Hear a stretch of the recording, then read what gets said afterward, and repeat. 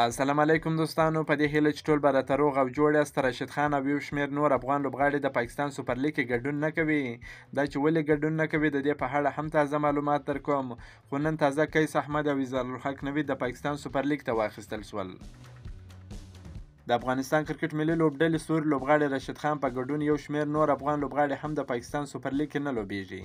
خو تازه نن قیس احمد بیا د کویټه ګلیډیټرز او ویزال الحق نوید د ملتان سلطانزۍ له لوري انتخاب شوي دي.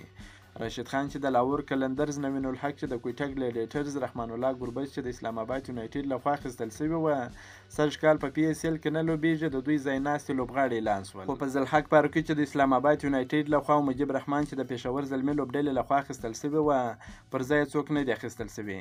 خو بلخوا بیا نن قیس احمد د نوي لوبغاړو په نوملړ کې د کویټه ګلیډیټرز لوبډلې لخوا واخیستل شو. همدغه راز اظهار الحق نوید د ملتان سلطانزۍ لوبډلې لخوا د ډیویډ میلر ځایناستی انتخاب شوی دی چې په سږني پړاو په اس ایل لیګ کې به برخه واخلي.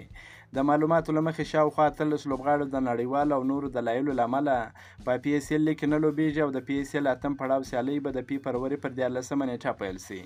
که مو دا ویډیو خوښه شوې در سره لایک کړئ. د نور تازه معلوماتو لپاره هم زموږ سره اوسئ. تر بل ویډیو پر د الله په امان.